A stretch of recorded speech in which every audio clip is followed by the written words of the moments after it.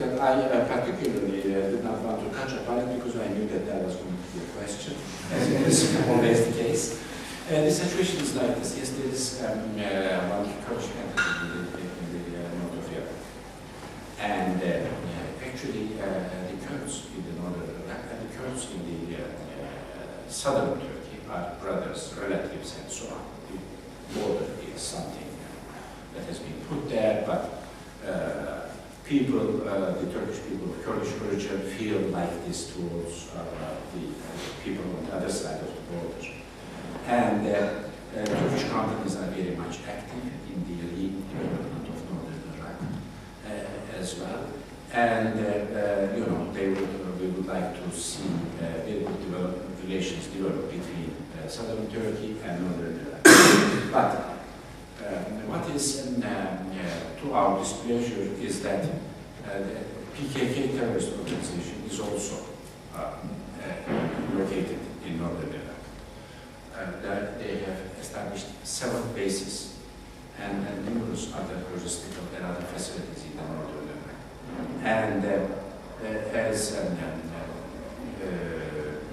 United Kingdom also recognizes PKK terrorist organization as part of international terrorism. This beyond question that PKK terrorism is there today. Their actions are coming from northern Iraq, and these are cross-border operations. They cross the border, come into Turkey, and stage actions, terroristic actions, and go back. That is why in the past, in the near past, Turkish Air Force conducted operations, air operations. Also, the military also conducted operations.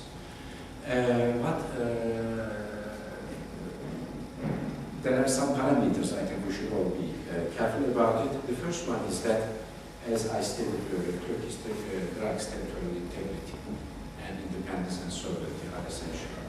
And I try to explain the reasons for this, because this is one parameter. The second one is that Turkey is, of course, against any form of international terrorism, as the United States have made the United Kingdom do. Therefore, we think that this PKK terrorism should be ended.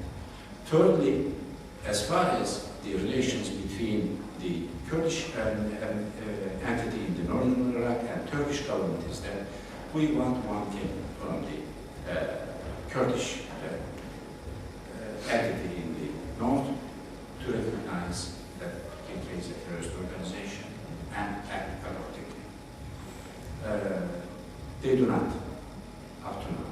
They did not do this, and they refrained from doing so.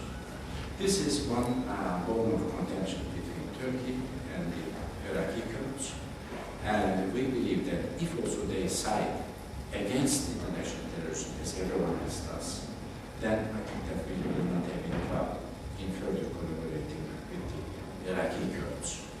As I told you, these are the people so close to Turkey.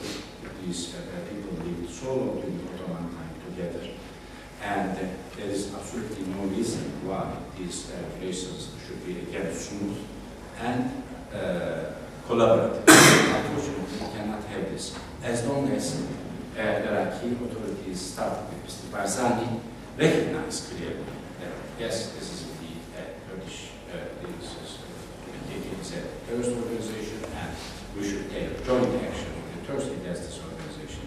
I don't think that there will be any sort of cooperation between these. So, as far as the northern Iraq is concerned, this is the only question that we have, and again, this is something other than the territorial integrity of Iraq, because when the Turkish forces make operations in northern of Iraq, the one aim and the one target is always the PKK presence there. Not one up to date, not one civilian has been hurt or injured by any Turkish military action. Care and attention is there, not to cause any undue disturbance on the other side. But as long as the PKK is located in northern Iraq, they are encouraged, protected, supported by the Iraqi Kurds.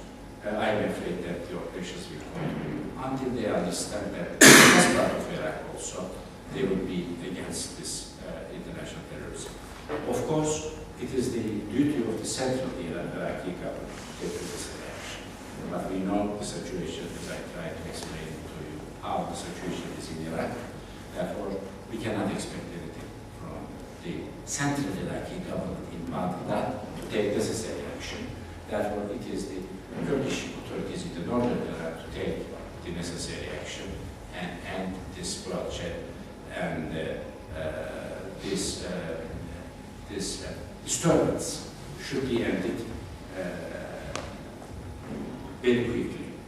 Until such time, as I told you, the Turkish struggle will continue with the Iraqi Kurds, whether in the northern Iraq, in southern Turkey, wherever it is. Okay, is this a supplementary question or a separate? Yeah. Okay, I was going to go on to Guy, but it's a supplementary question. It's more about the European Union, actually. Okay, can I go to Guy and come back to you? I'll go Well, I was to also on the European Union, and I was wondering if you or the Turkish government had a favoured candidate for President of the European Council, providing, of course, the Lisbon Treaty is ratified, or at least one that you felt would most likely advance the interests of Turkey and Turkish membership. You couldn't get the question. So, I'll speak up a bit. Yeah. I was wondering if you or the Turkish government had a favoured candidate for head or president of the European No, not Council. yet. Not yet. No decision as yet. Or you personally, who would you favour? Who do you think is most likely to advance Turkish interests? Maybe you will find it a very diplomatic and political answer, but I should say that anyone who will further the European Union ideas, I think, is also will be welcomed by the Turks. Really, I don't have, because it is a new issue. It's coming right now. We know that several names are being circulated and so on. Maybe in time we will have a clear idea about it. How would you see there, for example? I think that Tony Blair has done much for Turks as far as the European Union membership is concerned, so why not? Maybe he could be a good candidate from Turkish point of view. Entirely personal. nice try. Okay, the gentleman in the Do you think that the issue of secularism is a valid excuse for silencing democracy in Turkey? Realizing democracy in Turkey? Do you think that the issue of secularism is a valid excuse for silencing, for shutting down the ruling party in Turkey? Well, this is a philosophical question actually, because we know that in Europe, for the party closures there are different standards or criteria, if you like. There has been also an idea circulating in Turkey recently that we shall adopt the Venice Commission of the European Union about the party closures. According to the Venice Commission, this is a commission of eminent personalities and so on, they advocate that only if a party is using violence or committing violent acts should be closed. Therefore, secularism is not in the picture in these standards. This could be one way of regulating the system of party closures in Turkey.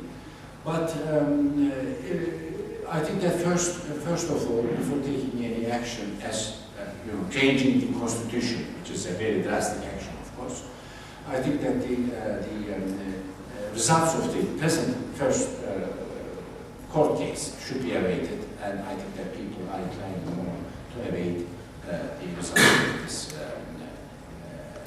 constitutional court decision, because it is in the hands of the court, and the court may not find as suitable evidence the evidence or the documentation submitted by the chief prosecutor. We don't know yet. So maybe it is better to wait for the result and then regulate once